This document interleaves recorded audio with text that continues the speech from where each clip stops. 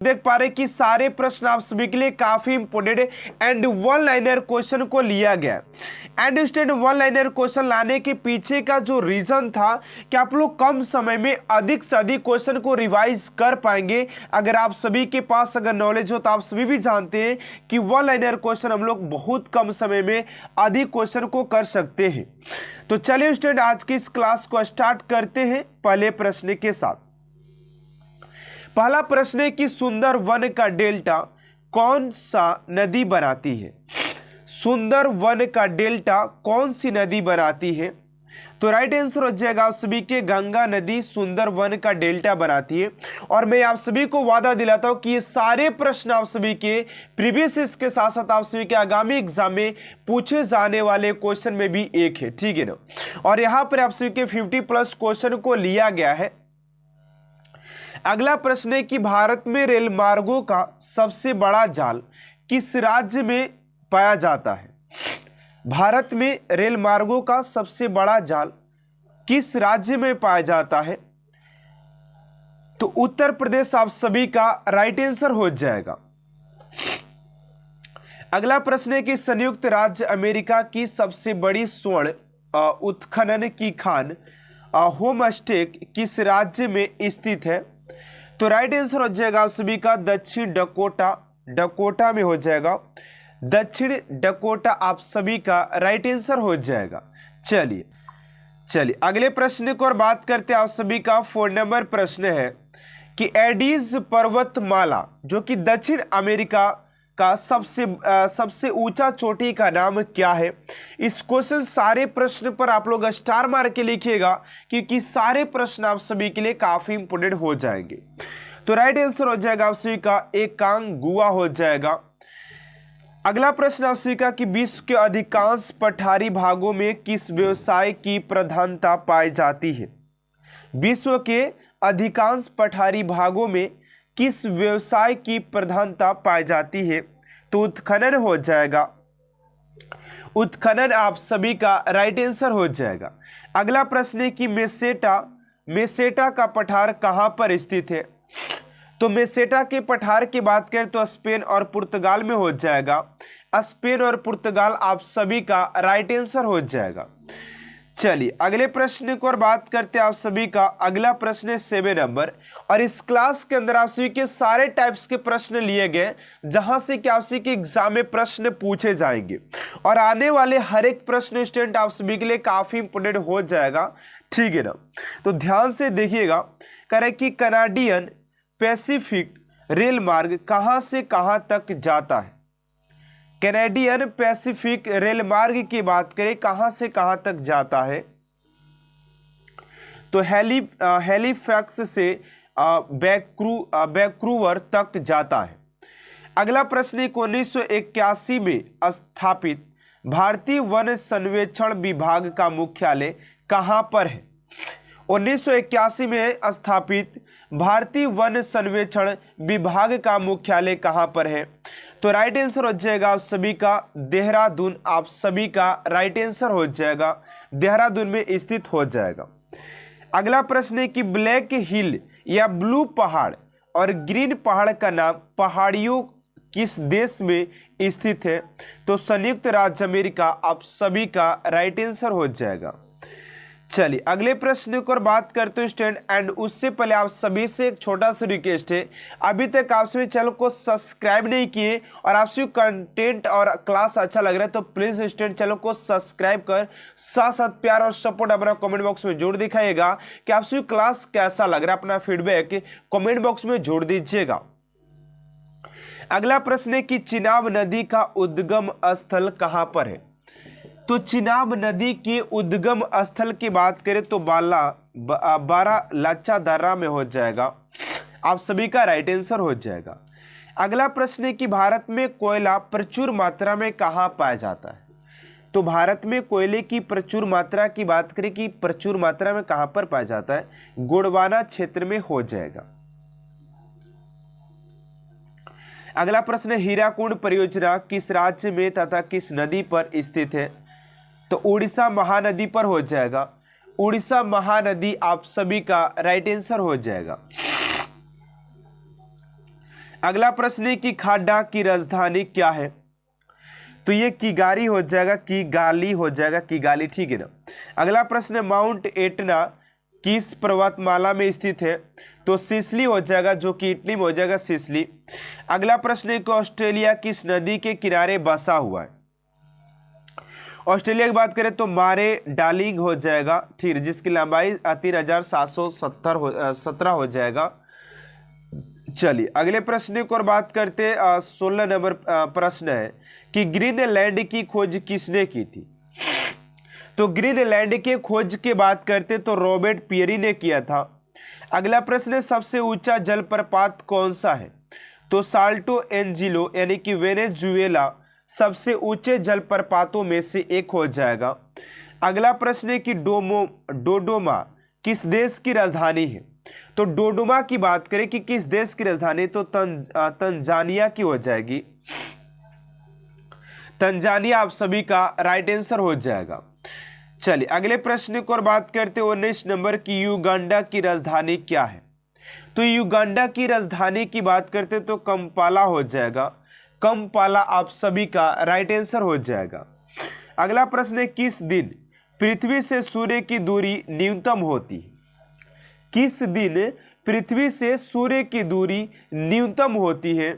तो 3 जनवरी को होती है। 3 जनवरी आप सभी का राइट आंसर हो जाएगा। अगला प्रश्न है कि 1 डिग्री देशांतर की सबसे अधिकतम दूरी न्यूनतम होती है? तो भूमध्य रेखा पर हो जाएगा। भूमध्य रेखा आप सभी का राइट आंसर हो जाएगा। चलिए अगले प्रश्न की ओर बात करते हैं 22 नंबर है कि दहाड़ता चालीसा क्या है? दक्षिण गोलार्ध में 40 डिग्री अक्षांश के पास एक स्थान है जहाँ तेज पछुआ हवाएं चलती है। अगला प्रश्न मायोरी का मूल निवास कहाँ है? तो न्यूजीलैंड में हो जाएगा। मायोरी का मूल निवास की बात करें तो आप के न्यूजीलैंड इज राइट आंसर हो जाएगा। अगला प्रश्न है कि तुंगभद्रा तथा भीमा की नदियाँ किस नदी की सहायक नदियाँ हैं? तो कृष्ण नदी आप सभी का राइट आंसर हो जाएगा। चलिए अगले प्रश्न की ओर बात करते हैं और आप लोग देख सकते हैं कि सिर्फ 8 मिनट में हम लोगों ने 25 क्वेश्चन को क्लियरिटी दे दिया है, ठीक है ना।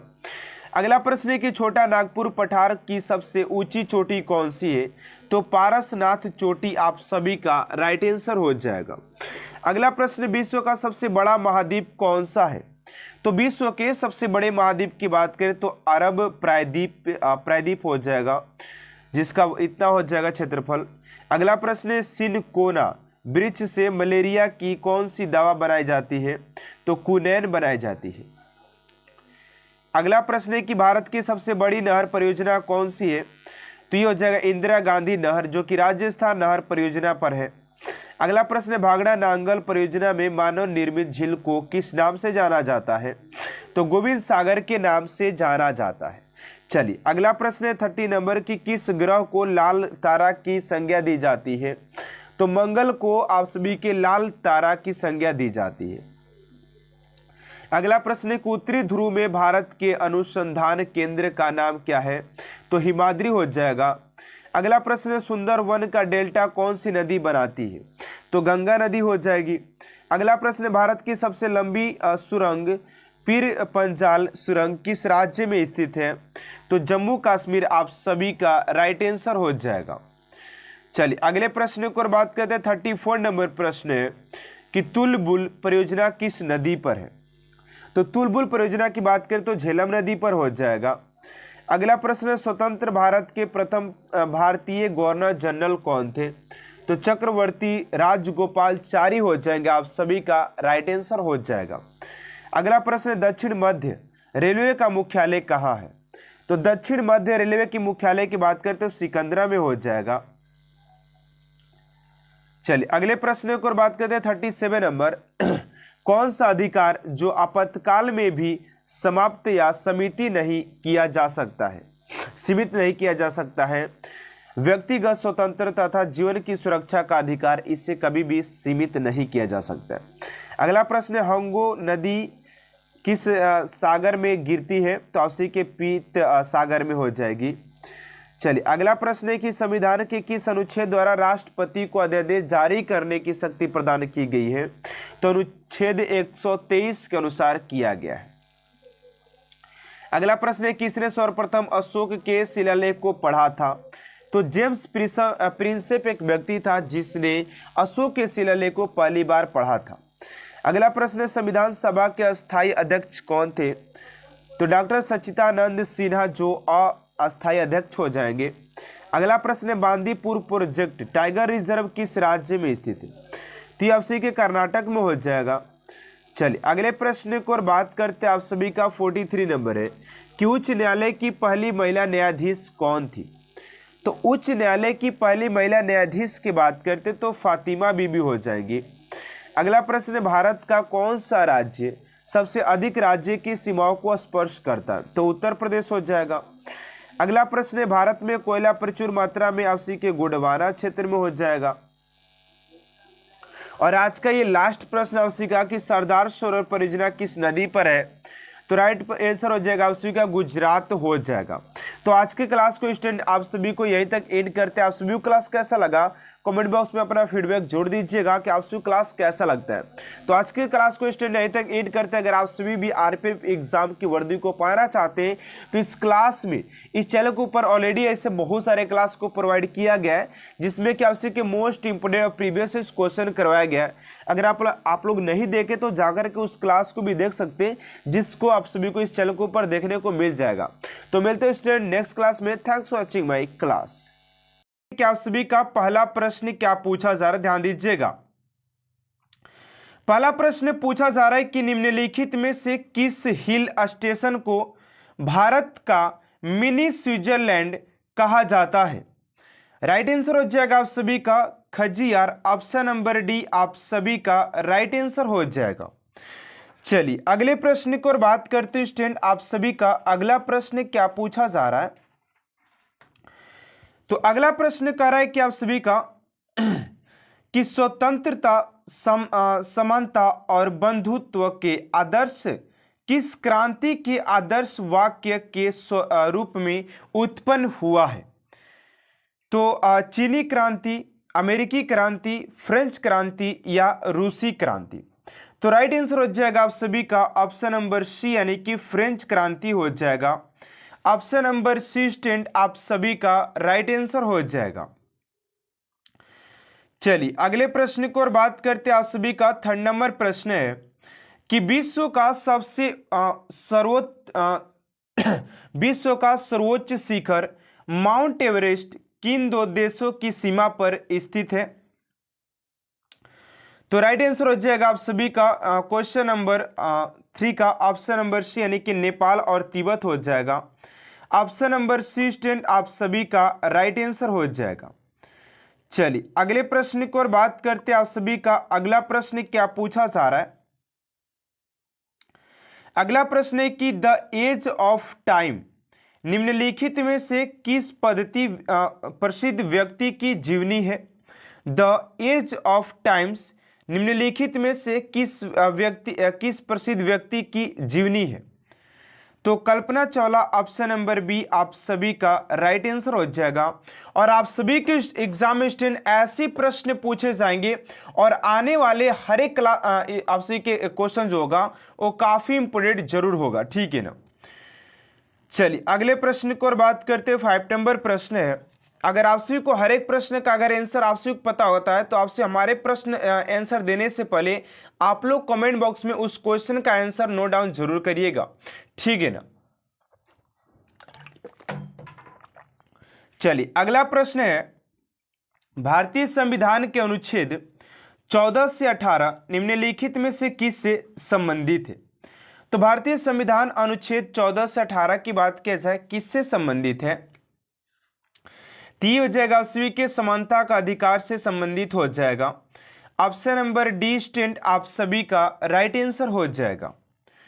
चलिए अगले प्रश्न को और बात करते हैं। 6 नंबर प्रश्न है कि भारत में पहली पंचवर्षीय योजना की अवधि थी कितनी थी? अरे भारत में पहली पंचवर्षीय योजना की अवधि कितनी थी? तो 1951 से 1956। ऑप्शन नंबर ए आप सभी का राइट आंसर हो जाएगा। चलिए अगले प्रश्न को और बात करते 7 नंबर प्रश्न पूछा जा रहा है कि 2011 की जनगणना के अनुसार भारत की कितनी प्रतिशत आबादी द्वितीय कार्य में लगी है। यहाँ पर पूछा जा रहा है आप सभी से कि 2011 की जनगणना के अनुसार भारत की कितनी प्रतिशत आबादी द्वितीय कार्य में लगी है। तो राइट आंसर हो जाएगा आप सभी का 24.3% हो जाएगा। ऑप्शन नंबर ए आप सभी का राइट आंसर हो जाएगा। चलिए अगला प्रश्न आप सभी का 8 नंबर। एंड स्टूडेंट अभी तक आप सभी चैनल को सब्सक्राइब नहीं किए तो प्लीज स्टूडेंट चैनल को सब्सक्राइब कर साथ साथ बेल आइकन को प्रेस कर दीजिएगा ताकि ऐसा मोस्ट इंपोर्टेंट क्लास स्टूडेंट आप तक सबसे जल्द पहुंचते रहे, ठीक है ना। चलिए अगला प्रश्न है कि भारतीय संविधान के कौन से अनुच्छेद धर्म की स्वतंत्रता की गारंटी देते हैं। तो ये हो जाएगा ऑप्शन नंबर से यानी कि अनुच्छेद 25 से 28 जो होगा वो आपसी के धर्म की स्वतंत्रता की गारंटी देता है, ठीक है ना। चलिए अगले प्रश्न को और बात करते हैं 9 नंबर कि निम्नलिखित में से कौन 10वें सिख गुरु थे। यानी कि इसमें से ऐसे कौन गुरु हैं जो कि सिख के 10वें गुरु हो जाएंगे। तो गुरु गोविंद सिंह आप सभी का option number D is right answer हो जाएगा, गुरु गोविंद सिंह हो जाएंगे। चलिए अगले प्रश्न को और बात करते 10 नंबर प्रश्न की प्रसिद्ध संगीतकार तानसेन अक्सर किस शासक के दरबार में गाते थे।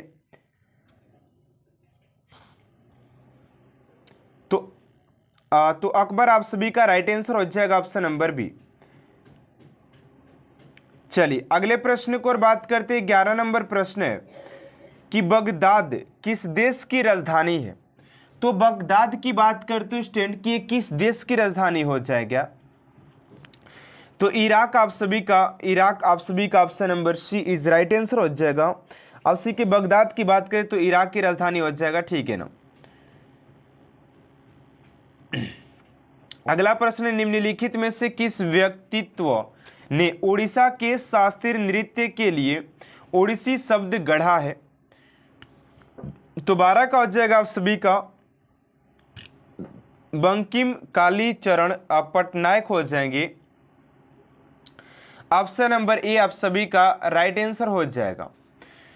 चलिए अगले प्रश्न को और बात करते 13 नंबर प्रश्न है कि पृथ्वी की सतह का कितना हिस्सा पानी से ढका हुआ है।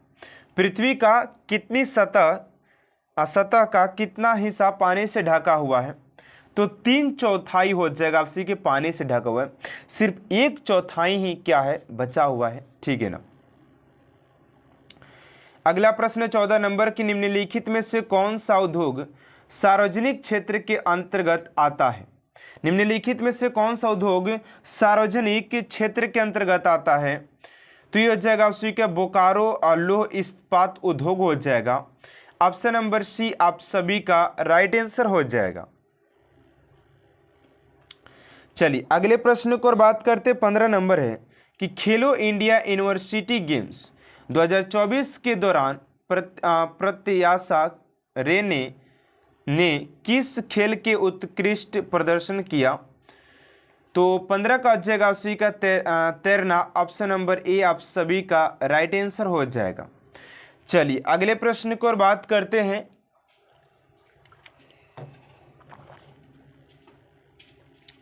अगला प्रश्न है कि माना जाता है कि दिल्ली के महरौली में स्थित लौह स्तंभ किसकी उपलब्धियों को दर्जा करता है।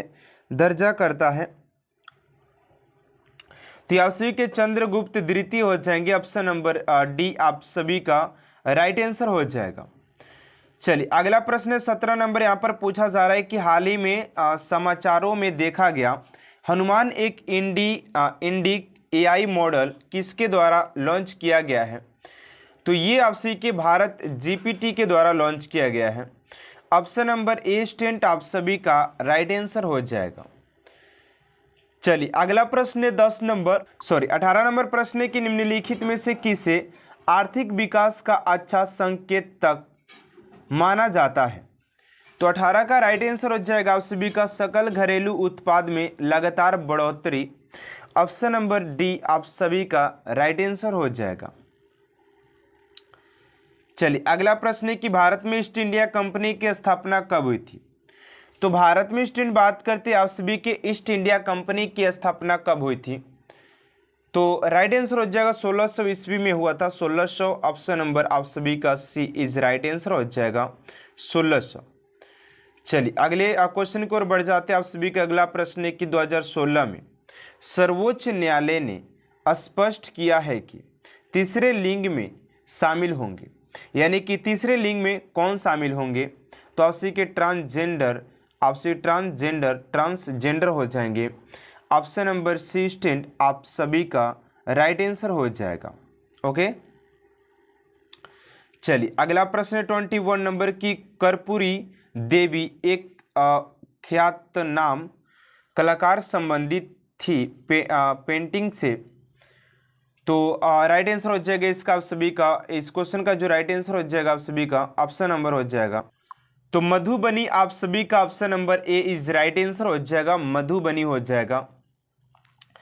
चलिए अगला प्रश्न 22 नंबर की शहबाज शरीफ पाकिस्तान के वे प्रधानमंत्री बन गए हैं, तो कितने नंबर के बने हैं। तो ये आप सभी के 24 नंबर के बने हैं। ऑप्शन नंबर सी आप सभी का राइट आंसर हो जाएगा। चलिए अगले प्रश्न को और बात करते हैं। 23 नंबर प्रश्न है कि एलेक रानी नृत्य मुख्य रूप से निम्नलिखित में से किस राज्य में किया जाता है। तो 23 का हो जाएगा केरल। ऑप्शन नंबर बी आप सभी का राइट आंसर हो जाएगा। चलिए अगले प्रश्न को और बात करते हैं 24 नंबर की दिल्ली में कुतुब मीनार की नींव इनमें से किसने रखी थी। तो फटाफट कमेंट बॉक्स में आंसर भरिए आप सभी, ठीक नहीं। ये प्रश्न तो काफी इजी है।